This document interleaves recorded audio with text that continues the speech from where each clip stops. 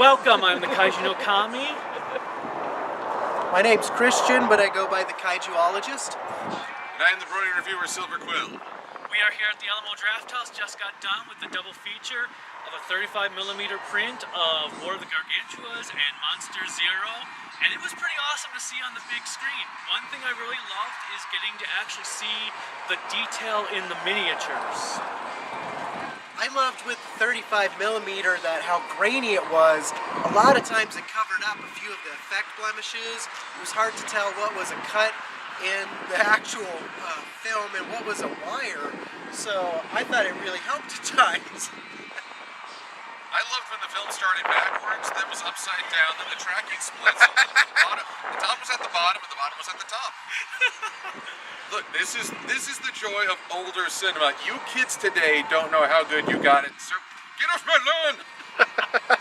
Yeah, it was pretty cool. August Rogane was here selling his book and talking about the movies. There was a lot of information he gave, especially for War of the Gargantuas that I will use in my eventual review. I thought the love story he told about Kumi Mizuno and Nick Adams was really tragic. That was dark. It was kind of a bummer to start the movie off with, but at the same time really fascinating because I had no idea that it was that involved. I knew they had apparently had an affair. I didn't know that people thought that was part of his suicide. And he divorced his wife on TV as a result of this. Even she herself didn't know until he announced it on TV. Hi everyone, it's great to be here. I'm divorcing my wife. Well, and this is classic Nick Adams. Apparently, he thought he was going to win an Academy Award, started walking up the aisle with his speech in hand. They announced the other winner, and he has to go and slink back to his speech, back to his seat. So apparently this is classic Nick Adams. So that's where Derek Zoolander got the idea. But yeah, the movies, it was really cool. The prints was old, they were from the 70s, but like I said, just getting to see it on the big screen, especially Monster Zero, was just awesome. Yeah, of the two, Monster Zero was, in my eyes, the more enjoyable ride. See, and I've got a very special place in my heart for War of the Gargantuas.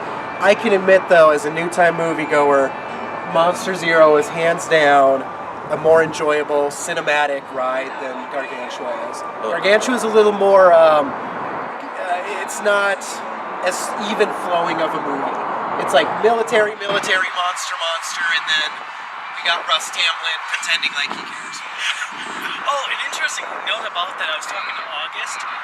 Russ actually had to go back and re-record his lines during the filming of the English dub, and he didn't like the way the lines were. He was supposed to read the lines, so the director told him, code read the lines, and then we'll have you do the lines how you want them. But he actually just took the code read versions and put them in the movie. Ouch. So that's why the lines were like, no, I'm coming to help you, were like that. Boy, are they like that. Yeah, I personally did not care for the English dub for War of the Gargantuas, and this was my first time actually seeing it. You know, they spit all over Kumi, don't they? She gives a much better performance than she does in the English dub. Oh, yeah. Poor lady. The War of Gargantuas had basically two settings, board and super board. But the monsters are wonderful. You mentioned developing a rapport with them. Yeah, I think the monsters are far more engaging than any of the humans are. And I think it's a unique kaiju film in that way, that by the end of the movie, you're way more invested in their conflict than anything going on with the humans.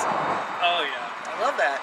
And just watching them fight, because they are humanoid monsters, is just really well done when they're throwing each other into buildings all over the ground. And the Green Gargantuan is booking. I mean, that guy is cross-country track and field. And when he jumps into the water, like, you see him hit. And I think having them scaled down a little bit too, it's not as exaggerated a proportion as, Rodan, King Ghidorah.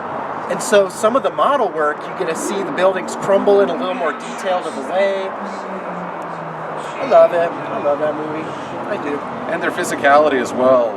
The Green Gargantuan, the more violent of the two, is always making vertical motions as if he wants to smash something.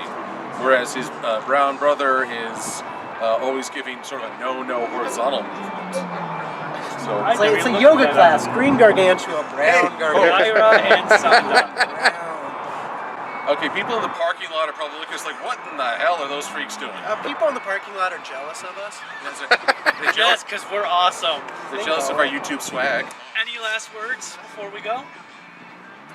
I'm glad I did this. I'm very glad I did this. Basically, if you have any ideas, we would love to hear them. Yeah, it was just an enjoyable experience, and I hope they do something like this again. And as I said, meeting August was great. The guy who hosted this was awesome. So it was just a fun experience, and it's my third Godzilla movie on the big screen, and I hope to see more again in the future. Well, this is the Kaiju no Kami, and I'm signing off until next time. Bye.